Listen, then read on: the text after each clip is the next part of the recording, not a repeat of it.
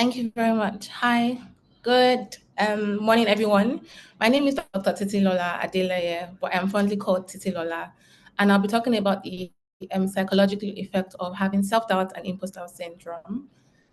So I will start by saying Happy International Women's Day as well, and I hope that we always get to celebrate women in little or bigger spaces as often as we can. Okay, so let's start my topic generally. I would still start by talking about what self-doubt means and what imposter syndrome means to me categorically.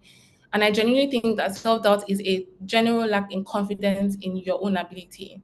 It's not a lack of ability, I should add that, but lack of confidence in your ability, which means you have the ability, but you don't have confidence enough in what you have. And I think imposter syndrome is when you feel out of place, you feel like you're not where you're meant to be, even if you've prepared all your life for that position. And I think from my little years of practicing medicine, I come to realize that it's more than your physical health. There's an emotional component to a man's life generally. And usually, your emotional and psychological influence can affect your physical health.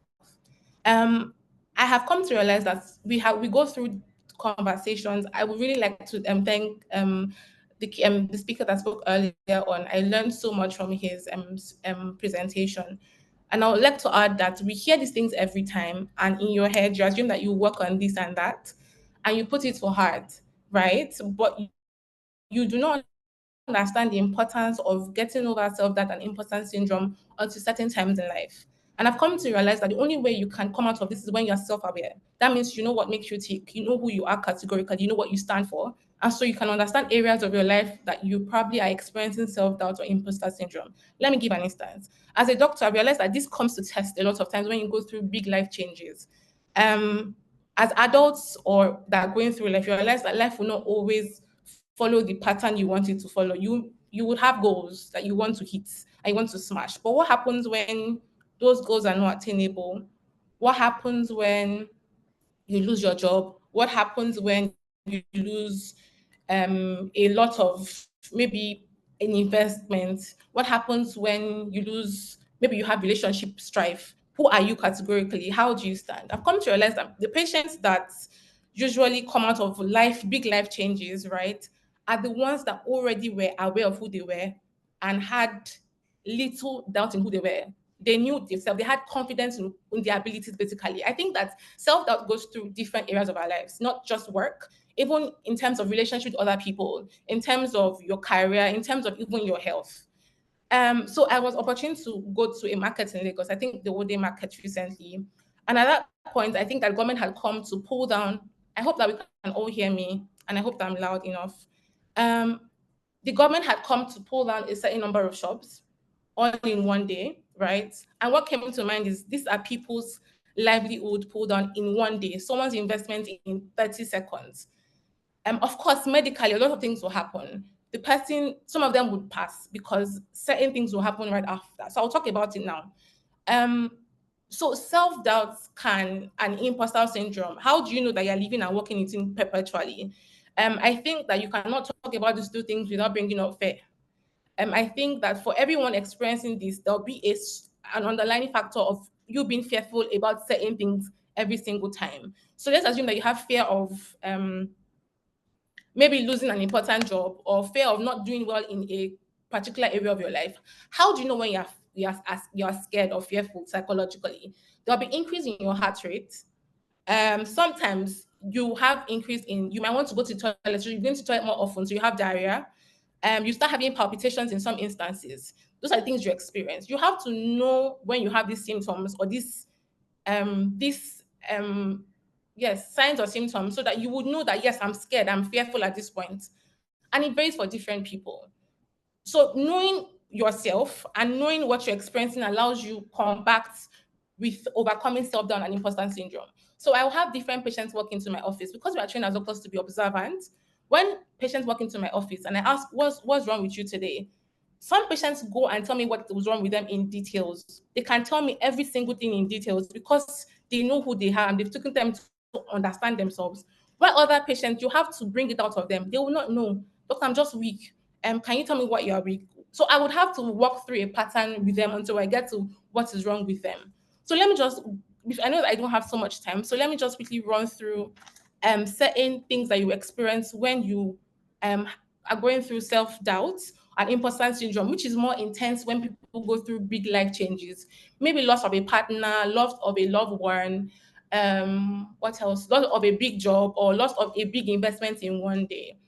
Some things that you begin to experience is you start have some people go as far as having issues with their mental health. So we have anxiety. That's the biggest one that is really common here because we use the word a lot, anxiety. But how do you get there? Anxiety only comes when you have a partial fear that you've not dealt with and it becomes full blown. And what happens in anxiety is I always pray that my patients don't get there. It's like a cycle. So what happens first is you start having the first thing you start having is the feeling. So there's usually a trigger sign. So when you know, there's, I call it a trigger. So if that particular thing happens, your heart rate will increase. At that point, your blood pressure increases. You start feeling that you're about to die. So it's a feeling of impending doom, literally. So that's what you experience when you're going through these things. What other thing can happen? So you can. Some people end up having ulcers because if you have to, so if your body goes through stress, especially when you go through big life changes and you don't even know who you are, and so you can't stand because there's no backbone, you go through stress, and stress can lead to you having a chronic ulcer. Some people now fall back to taking alcohol, so you can now have substance abuse. Because they tend to look for how to cope. So you can end up taking alcohol. So there's alcohol misuse. You also might mix with the wrong people, and you also might really have what else again? Drug substance abuse as well. Let's move on to so there's also what we call burnouts. Burnout is when you come to a place where you're just tired, you just experience fatigue, you can't experience what it is, but it causes you to shut down. So your body gives way, your body cannot stand and hold you again. I think that is the two things or common things that happen, but they all have segments. I'll talk about them, but I know that I also have to keep into to time. So in all I have said now, I have come to understand that self-doubt and imposter syndrome are just not names, and are just not things that people say generally or we talk about. They're very important for us to work on being more self-confident and understanding that we are in places where we should be and we are who we are for a reason. And this can and knowing and overcoming this can come when you know who you are, you're self-aware, you know what makes you think, you know your weakness, you know your strength. And all of this would help when you have big life changes that will happen to most human beings so that it won't tell so much on your health. And eventually you can bounce back and you don't have to fall into mental health issues, substance abuse, or even have chronic health issues overall. I hope that all I have said has helped one person or the other. And yes, I hope that we get to a place where we constantly work on being more self-confident and understanding that we are where we went to be because we've worked so hard to get there. And this is the end of my talk for today. Thank you very much. Thank you so much, Dr. Titilayo. Thank you. So before asking questions, you talked about the health challenges when it comes to dealing with fear. How can it be handled? You know, because sometimes we hear that people say, oh, I have this, I have ulcer, I have this. And what can you do, you know, from the medical perspective, you know, to help yourself, you know, to handle these issues? Yes. I think the first thing you have to do is understand that you're going through these things. Some people still believe that it will pass, it will pass, it will pass. So you have to, like the earlier speaker had said, you have to seek help, professional help. I am a big believer in therapy, but that's on that side. So if you're maybe experiencing, so if how you know you have ulcers, you keep having this pain in your upper tummy. So I call it epigastric pain. So it's just below your rib cage. Let me so that you guys can see what I'm talking about better. So you have pain just below. I don't know if you guys can see me.